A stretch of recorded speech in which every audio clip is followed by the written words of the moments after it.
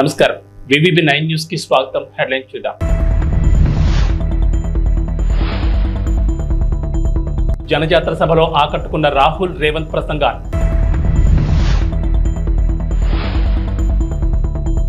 జోరు వానలో హోరెత్తిన ఫ్యాన్ హుషారు.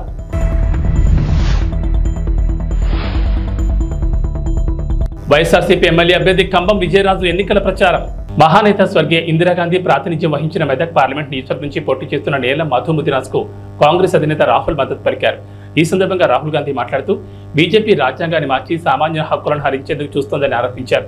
బీజేపీ మళ్లీ గెలిస్తే పేదలకు బీసీ, ఎస్సీ, ఎస్టీ, అనగాండ వర్గాల కింద రిజర్వేషన్లు రద్దు చేస్తుందని పేర్కొన్నారు. ముఖ్యమంత్రి రేవంత్ రెడ్డి మాట్లాడుతూ కాంగ్రెస్ పార్టీకి ప్రజల్లో వస్తున్న ఆదరణ చూసి ఓర్వలేక బీజేపీ, బీఆర్ఎస్ పార్టీలు కుట్రలు చేస్తున్నాయని ఆరోపించారు.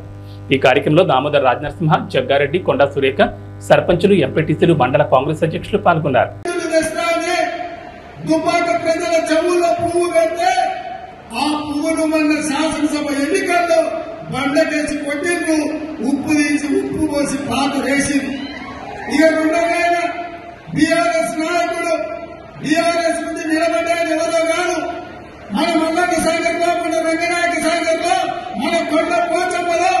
వేలాది ఎకరాల భూములను వేలాది మంది రైతులను ముంచి వాళ్ళ సొంత భూములు मनरेगा పథకంలో భాగంగా ఈ రోజు కార్మికులకు 250 రూపాయలు దొరుకుతూ ఉన్నాయి. सरकार आने के बाद उनको 400 रुपए मनरेगा के लिए मिलेंगे. అది వచ్చి ప్రభుత్వం వచ్చిన తర్వాత मनरेगाలో భాగంగా 400 రూపాయలు కార్మికులకు ఇవ్వడం జరుగుతుంది. और जो आशा और आंगनबाड़ी में महिलाएं काम करती हैं उनकी आमदनी हम दुगनी करने जा रहे हैं. ఎవరైతే ఆశాలో ఉన్నారో, అంగన్వాడీలో పనిచేస్తున్నటువంటి మహిళలు ఉన్నారో వాళ్ళకు వచ్చేటటువంటి సంపాదన ఏదైతే ఉందో దాన్ని మేము రెట్టింపు చేస్తాము. గట్టిగా చప్పట్లు కొట్టండి. भाइयों बहनों मैं आपको साफ बताना चाहता हूँ. స్నేహితులారా, సోదర సోదరీమణులారా, నేను మీకు స్పష్టంగా చెప్పాలనుకుంటున్నాను. एक लाइन में मैं आपको इंडिया सरकार के बारे में बताना चाहता हूँ. కేవలం ఒకే ఒక పంక్తిలో, ఒకే ఒక లైన్లో, ఒకే ఒక వాక్యంలో నేను ఇండియా ప్రభుత్వాన్ని గురించి నేను చెప్పాలనుకుంటున్నాను. जितना पैसा नरेंद्र मोदी जी ने हिंदुस्तान के अरबपतियों को दिया है उतना ही पैसा हम हिंदुस्तान के गरीब लोगों के बैंक अकाउंट में डालने जा रहे हैं. ఎంత సొమ్మైతే నరేంద్ర మోడీ గారు కోటీశ్వరులకు, ధనవంతులకు, కుబేరులకు ఇచ్చారో అంత సొమ్మును మేము పేదల యొక్క బ్యాంకు అకౌంట్లలో వేస్తాము. अंत में भाइयों बहनों, ये अम्बेडकर जी का संविधान है, गांधी जी का संविधान है, इसकी हम सबको मिलकर रक्षा करनी है. స్నేహితులారా, నేను చేతిలో పట్టుకున్నటువంటి పుస్తకం ఏదైతే ఉందో అది అంబేద్కర్ గారు రాసినటువంటిది, గాంధీ గారి స్వప్నం. కాబట్టి ఆ పుస్తకాన్ని, ఆ సంవిధానం అంటే ఆ రాజ్యాంగాన్ని పరిరక్షించుకోవాల్సిన బాధ్యత ప్రతి భారతీయుడి మీద ఉంది. रिजर्वेशन की रक्षा करनी है, पब्लिक सेक्टर की रक्षा करनी है, किसानों, मजदूरों, बेरोजगार लोगों को की रक्षा करनी है. రిజర్వేషన్ల ఫలితంగా రిజర్వేషన్లను మనం కాపాడుకోవాలి. అదే విధంగా కార్మికుల్ని కాపాడుకోవాలి, కర్షకుల్ని కాపాడుకోవాలి, పేదవాళ్ళని కాపాడుకోవాలి. ఇవన్నీ కాపాడుకోవాలి. పక్షపాతి బీసీలు బాగా బతకాలి, వాళ్ళు బాగా ఉండాలి అనేటువంటి ఆలోచనతోటి మేనిఫెస్టోలో బీసీ గణన చేయమని చెప్పడం మనందరికీ కూడా అదృష్టంగా భావించాలి. మరి ఈరోజు బీజేపీ పార్టీ మైనార్టీల రిజర్వేషన్ తీసేస్తాము అని మాట్లాడుతూ మైనార్టీ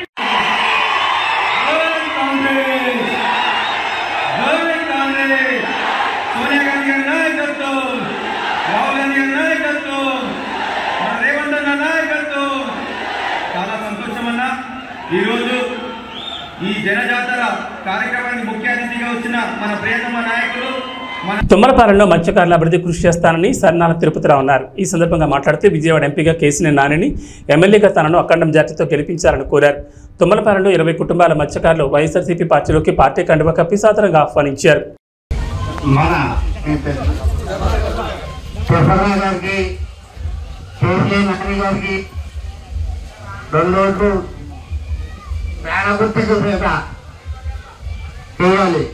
అయితే ఒకటి పోయినసారి చంద్రబాబు నాయుడు గారు వస్తారని అన్నారు.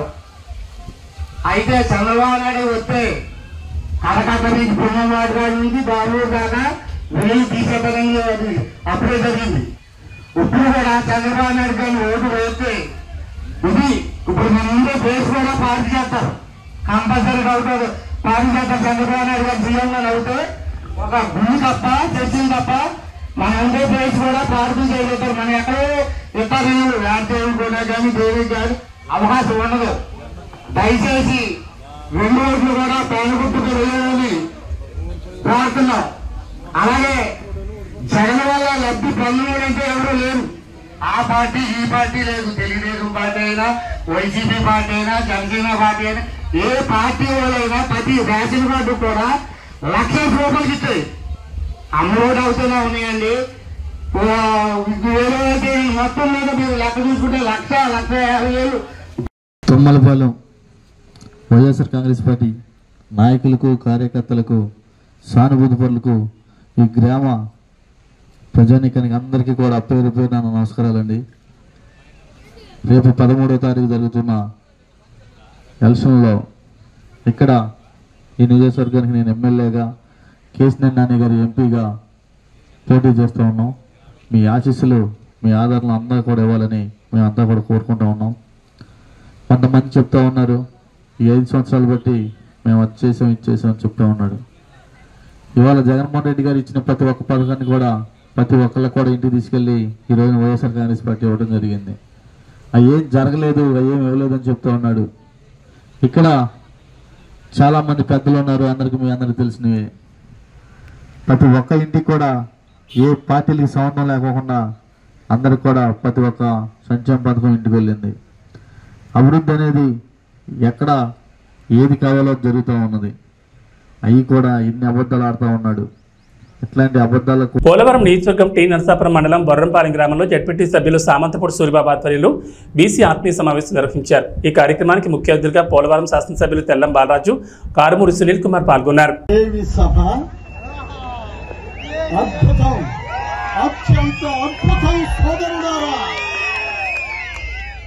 బీసీలు అంటే బడుగు బలహీన వర్గాలు కాదు, బలమైన వర్గం మంది.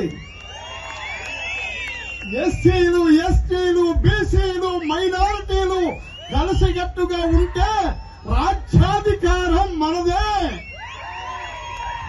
సోదరుడారా, 1947 ఆగస్టు 15వ తారీఖున మన భారతదేశానికి స్వాతంత్ర్యం వస్తే ఆనాటి నుండి ఈనాటి వరకు ఎంతో మంది ముఖ్యమంత్రులను చూశాము. కానీ జగన్మోహన్ రెడ్డి గారు లాంటి ముఖ్యమంత్రి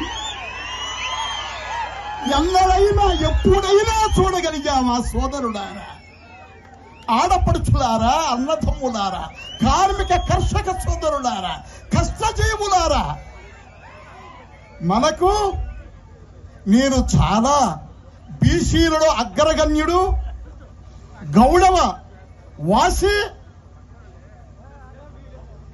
ఉన్నాడు ఇక్కడ సోదరుడు అశోక్ గౌడ్ గారిని నేను చాలా బలవంతం చేశా. తమ్ముడు, నీవు మళ్ళీ వైఎస్ఆర్సీపీలోకి రావాలి అని. ఆయన వచ్చి రాష్ట్రంలోనే గౌడ వర్గాన్ని అందరినీ ధర్మచక్రంలాగా, అశోక చక్రంలాగా అడ్డవేసినటువంటి మహానుభావుడు అశోకుడు. తమ్ముడు, ఈ వేళ మన బీసీలలో అగ్రగణ్యులైనటువంటి కారుమూరి నాగేశ్వరరావు గారు, మినిస్టర్ గారు అబ్బాయి సునీల్ కుమార్ యాదవ్ గారు,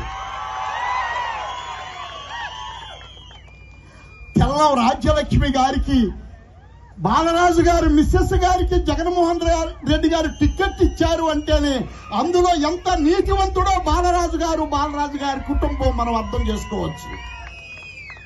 ముఖ్యంగా వేదిక మీద ఉన్న వారిని ఎవరిని నేను ఇన్వైట్ చేసి వాళ్ళకి వెల్కమ్ చెప్పలేదు.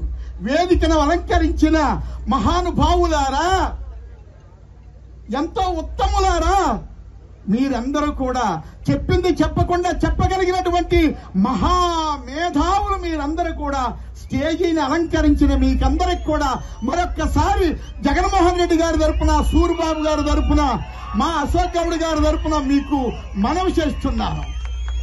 ప్రకాశం జిల్లా పెద్దదోర్నాల్ పట్టణంలోని లహరి ఫంక్షన్ హాల్లో ఎర్రగొండపాలెం నియోజకవర్గ జనసేన కార్యకర్తల ఆత్మీయ సమావేశంలో నియోజకవర్గ టీడీపీ కూటమి ఎమ్మెల్యే అభ్యర్థి గూడూరు ఎరిక్షన్ బాబు పాల్గొన్నారు. ఈ సందర్భంగా మాట్లాడుతూ నియోజకవర్గంలో టీడీపీ కూటమి గెలిపే లక్ష్యంగా ప్రతి ఒక్క జన సైనికుడు పనిచేయాలని పిలుపునిచ్చారు. టీడీపీ, జనసేన, బీజేపీ నాయకులు కార్యకర్తలతో కలిసిమెలిసి పనిచేసి తెలుగుదేశం పార్టీ విజయాన్ని కృషి చేయాలని తెలిపారు. ఎర్రగొండపాలెం నియోజకవర్గంలో ఉన్న టీడీపీ, జనసేన, బీజేపీ కార్యకర్తలందరూ ఒక కుటుంబంలా ముందుకెళ్తామని తెలిపారు. ఈ అవసరం ఉన్న ఎరిక్షన్ బాబు అనే వ్యక్తి అందరికీ ముందుంటారని తెలిపారు. ఈ కార్యక్రమంలో ఎర్రగొండపాలెం నియోజకవర్గ టీడీపీ, జనసేన, బీజేపీ నాయకులు, కార్యకర్తలు పాల్గొన్నారు. జనసేన నాయకులకు, కార్యకర్తలకి నాకు ఇక్కడ తెలుగుదేశం, జనసేన 2 వేలు కాదు, ఈ నియోజకవర్గం వేరు కాదు, ఇద్దరు ఒకటే. నాకు ఇద్దరు కష్టపడతా ఉన్నారు. వారికి కూడా అవకాశాలు కల్పించాల్సిన అవసరం భవిష్యత్తులో ఎంతైనా ఉంది. మా బాధ్యత. ఎందుకంటే వాళ్ళు కూడా 10 సంవత్సరాల నుంచి పార్టీ పెట్టి పవన్ కళ్యాణ్ గారు కార్యకర్తల కష్టం మీద పార్టీ నడుపుకొని ముందుకెళ్ళాడు. చంద్రబాబు నాయుడు గారు జైల్లో ఉన్నప్పుడు ఆయన పరామర్శించడానికి లోపలికి వెళ్ళి బయటకు వచ్చిన 1 నిమిషం కూడా మేమెవరు కూడా ఊహించలే.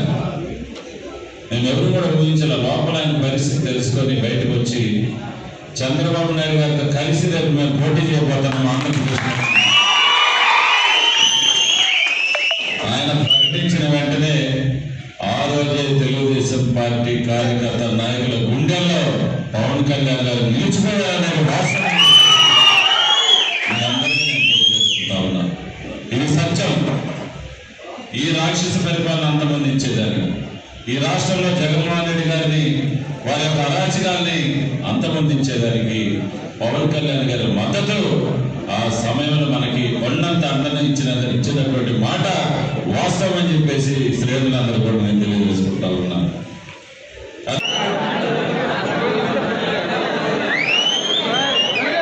ఎన్టీఆర్ జిల్లా జగ్గేపేటలోని ప్రజల జీవితాల్లో వెలుగులు నింపడమే లక్ష్యంగా తెలుగుదేశం, జనసేన, బీజేపీ ప్రజాకూటమి అద్భుతమైన మేనిఫెస్టోను రూపొందించిందని వంగవీటి రాధాకృష్ణ అన్నారు. ఎన్టీఆర్ జిల్లా జగ్గేపేట నియోజకవర్గం కూటమి అభ్యర్థి విజయాన్ని కాంక్షిస్తూ కూటమి ఎమ్మెల్యే అభ్యర్థి శ్రీరామ్ రాజగోపాల్ తాతయ్యతో కలిసి జగ్గేపేట మండలంలో గండ్రాయి, మల్కాపురం గ్రామాల్లో ఎన్నికల ప్రచారం నిర్వహించారు. 3 రోజులు మనం అంతా క్యాంపెయిన్ చేయడానికి ఉంది. ఎక్కువసేపు మాట్లాడకుండా దయచేసి మిమ్మల్ని అందరూ ఒకటే ఆలోచించమని చెప్పి కోరుతా ఉన్నాం. ఈ ల్యాండ్ టైటిలింగ్ యాక్ట్ అని చెప్పని కొత్తగా జగన్ రెడ్డి గారు తీసుకొస్తా ఉన్నారు. మీ అందరికీ ఏదో ఒక స్థలము లేదంటే పొలం ఏదో ఒకటి మీ పేరు మీద ఉంటుంది కదా, అది మీ హక్కే కదా, అది మీరు కష్టపడి సంపాదించుకుందే కదా. కొత్తగా ఆయన మీకు హక్కు, మీ స్థలం మీద మీకు హక్కు కల్పించడానికి ఆయన చట్టం తీసుకొచ్చి కాగితాలు ఆయన దగ్గర పెట్టుకుంటాడని చెప్పంట. అలాంటి వాళ్ళు నమ్మచ్చా లేదని చెప్పని కూడా అందరూ ఒకసారి ఆలోచించమని చెప్పని కోరుతా ఉన్నాం. అది సంక్షేమం పేరని చెప్పని మొత్తం అందరి దగ్గర దోచేసి ఇవాళ ఎన్నికల వేళల్లో ప్రతి అభ్యర్థికి, అధికార పార్టీ అభ్యర్థికి మీకు 5,000 రూపాయలు ఓటుకి ఇవ్వమని చెప్పని పంపించారు. 5,000 రూపాయలు ఓటు తీసుకుంటూ తప్పకుండా ఓటు మాత్రం మన తాతయ్య గారికి ఇవ్వమని చెప్పని కోరుతా ఉన్నాం మిమ్మల్ని అందరినీ. మన ప్రభుత్వం ఉన్నప్పుడు 500-600 రూపాయలు ఉంటే ఈరోజు 1000 రూపాయలు దాటిపోయి గ్యాస్ సిలిండర్. దాని దృష్టిలో ఉంచుకున్న నాయకుడు దీపం పథకం ద్వారా ప్రతి ఇంటికి కూడా సంవత్సరం 3 గ్యాస్ సిలిండర్ కూడా అందజేయడం జరుగుతుంది. అదేవిధంగా ఆర్టీసీ బస్ ఛార్జీలు ఈ ప్రభుత్వం వచ్చిన తర్వాత 5-6 సార్లు బస్ ఛార్జీలు పెరిగినాయి. దాని దృష్టిలో ఉంచుకున్న మన నాయకుడు మహిళల కోసం ఆర్టీసీ బస్సులో ఉచిత ప్రయాణం కూడా కల్పించబోతున్నారని చెప్పి కూడా తెలియజేస్తా ఉన్నాం. ప్రత్యేకంగా యువత కోసం లోకేష్ బాబు పాదయాత్ర చేస్తా ఉంటే చాలా మంది యువత వాళ్ళకి సమస్యలు చెప్పారు. చదువుకున్న ఉద్యోగాలు లేవు. మన ప్రభుత్వం వచ్చిన తర్వాత యువతకు ఉద్యోగం కల్పించడం, ప్రభుత్వ ఉద్యోగాలు ఒకవైపు, పరిశ్రమ స్థాపించి ప్రైవేట్ ఉద్యోగాలు, అదేవిధంగా ఐటీ సంస్థలు ఏర్పాటు చేసి ఐటీ జాబ్ కూడా 20 లక్షల మంది ఉద్యోగాలు కల్పిస్తారు. ఎవరికైతే ఉద్యోగం లేదో అటువంటి వాళ్ళకి నిరుద్యోగ భృతి కింద ప్రతి నెల 3,000 రూపాయలు కూడా అందజేయడం జరుగుతుంది. ఇవన్నీ దృష్టిలో ఉంచుకోండి. ఎవరికైతే పేదవాళ్ళకి సొంత ఇల్లు లేదో ఇంటి స్థలం 3 సెంట్లు స్థలం ఇచ్చి పక్కా గృహం కూడా ఏర్పాటు చేస్తారు. అదేవిధంగా ఇంటింటికి కూడా కుళాయి పప్పు కూడా ఏర్పాటు చేస్తామని చెప్పి కూడా మనం మేనిఫెస్టోలో చేసాం. మరి బీసీ ఎస్సీలకు ఈరోజు ఎస్సీలకు 50 సంవత్సరాలకే పెన్షన్ ఇస్తా ఉన్నాం. ఎస్సీలతో పాటు బీసీలకు కూడా రాబోయే రోజుల్లో మన ప్రభుత్వం వచ్చిన తర్వాత 50 సంవత్సరాలకే వృద్ధాప్య పెన్షన్ కూడా ఇవ్వడం జరుగుతుంది. ఏదైనా సరే బీసీలు కావచ్చు, ఎస్సీలు కావచ్చు, రైతాంగం కావచ్చు, యువతకి, మహిళలకు అందరూ మేలు జరగాలంటే తెలుగుదేశం పార్టీ అధికారం వస్తేనే సాధ్యపడుతుంది. ప్రత్యేక పొదుపు సంఘ మహిళల కోసం మన ప్రభుత్వం వచ్చిన తర్వాత 10 లక్షల వరకు కూడా వడ్డీ కట్టగల ఈ రోజు ప్రభుత్వం 3 లక్షలు మాత్రమే. తాడేపల్లిగూడెంలో దేవాదాయ ధర్మాదాయ శాఖ మంత్రి కొట్టు సత్యనారాయణను ప్రభుత్వ కార్యాలయం నుంచి ఉద్యోగులు బయటకు పొమ్మన్నారు. తాడేపల్లిగూడెంలో పోస్టల్ బ్యాలెట్ ఓట్లు వేస్తున్న ఉద్యోగులను బెదిరించిన మంత్రి కొట్టు సత్యనారాయణపై ఉద్యోగులు తిరగబడ్డారు. మీరు బెదిరిస్తే బెదిరిపోయే రోజులు పోయాయి, భయపడిపోయేవాడు ఎవరూ లేరని అన్నారు. మీ కాలం చెల్లిందంటూ మంత్రిపై ఉద్యోగులు తిరగబడడంతో పోలీసుల సాయంతో జారుకున్న పరిస్థితి నెలకొంది.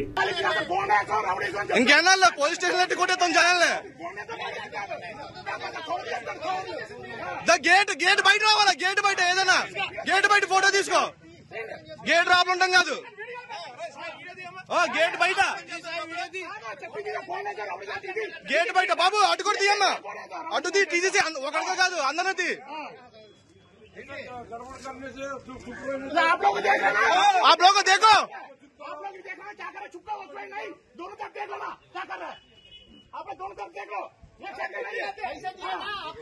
पैसा दिए ना क्या पे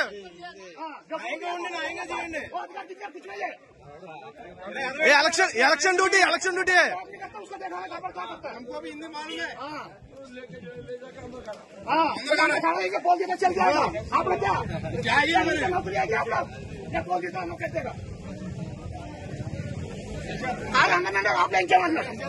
ఏ హత్ర ఇంకా అయిపోయింది, రోజులు అయిపోయినాయి, బెదిరించి భయపడే రోజులు అయిపోయినాయి అందరి దగ్గర. క్యాండిడేట్ తిరగచ్చారు ఆపలా, క్యాండిడేట్ రాపల పని ఏంటి?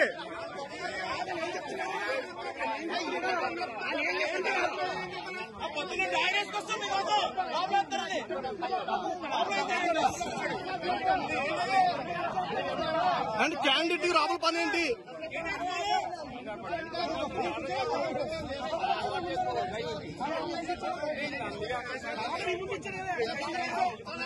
శ్రీరామ్ రాజగోపాల్ విజయాన్ని కాంక్షిస్తూ వారి కుటుంబీకులు, కౌన్సిలర్ రామలక్ష్మి, మాజీ కౌన్సిలర్ కొరకోటి సైదుల ఆధ్వర్యంలో ఆలయ ప్రధాన అర్చకులు శ్రీరంగం శ్రీనివాచార్యుల బృందం ఆధ్వర్యంలో విశేష పూజలు జరిపి హోమం నిర్వహించారు. వారి విజయం తథ్యమవ్వాలని భగవంతుని సేవలో కార్యకర్తలు, అభిమానులు పాల్గొన్నారు. श्रीरंगस्य उत्तरदिक्प्रदेशे गंगा कावेर्योर्मध्यदेशे शोभनस्थले समस्तदेवता भगवद्भागवत आचार्य सन्निधौ अस्मिन् वर्तमान व्यावहारिककर्णाय नमः, सर्पनेत्राय नमः, सुमुखाय प्रविष्टिताय नमः, मध्यमेकलायां चण्डाय नमः, प्रचण्डाय नमः, भद्राय नमः, सुभद्राय नमः, भुजाय नमः, विजयाय नमः, धात्रे नमः, विधात्रे नमः, मूर्धमेकलायां रवीन्द्राय नमः, रमक्तये नमः, ओं हम यमाय नमः, शन्वरुणये नमः, वरुणाय नमः, वायुवे नमः, शङ्कुटेराय नमः, ओं ईशानाय नमः। एतेन्द्रादयः दिव्याभरणवस्त्रसंयुक्ताः अग्निमुखादव्यातव्याः ओं विद्ज्वालयामि ओं इति शोभमुद्रया अमृते करोमि। ओं रमद्वये नमः। अग्निन्दूतं वृणीमहे होतारं विश्ववेदसम् अस्य यज्ञस्य सुकृतं। ओं रमद्वये नमः। ఎన్టీఆర్ జిల్లా తిరువూరు, గంపలగూడెంలో వైసీపీ ఎంపీ, ఎమ్మెల్యే అభ్యర్థులు ఎన్నికల ప్రచారం నిర్వహించారు. ఈ సందర్భంగా జగనన్న గెలిపి మాజెండా అని ప్రజలు నినాదాలు చేస్తున్నారు. ఎంపీ కేశినేని నాని, ఎమ్మెల్యే అభ్యర్థి నల్లగట్ల స్వామిదాసులకు అపూర్వ స్వాగతం పలికారు. ప్రచారంలో మహిళలు, కార్యకర్తలు వేలాదిగా కథం తొక్కారు.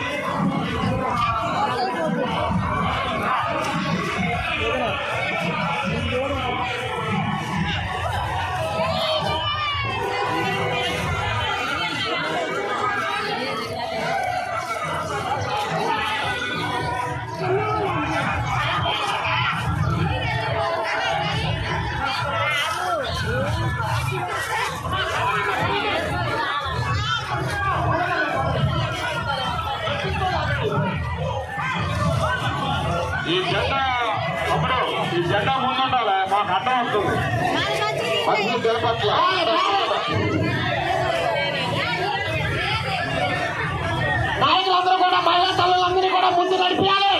ఎక్కడో అక్కడ పక్కన వెళ్ళిపోతున్నారు, అలా కూడా చూడండి.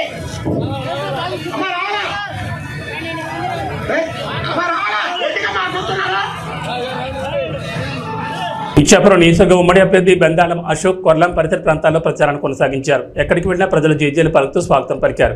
అత్యధికంగా మహిళలు పాల్గొని హారతలిస్తూ తిలకం దిద్దుతూ గెలుపు కోసం తమ వంతు కృషి చేస్తామని హామీ ఇచ్చారు.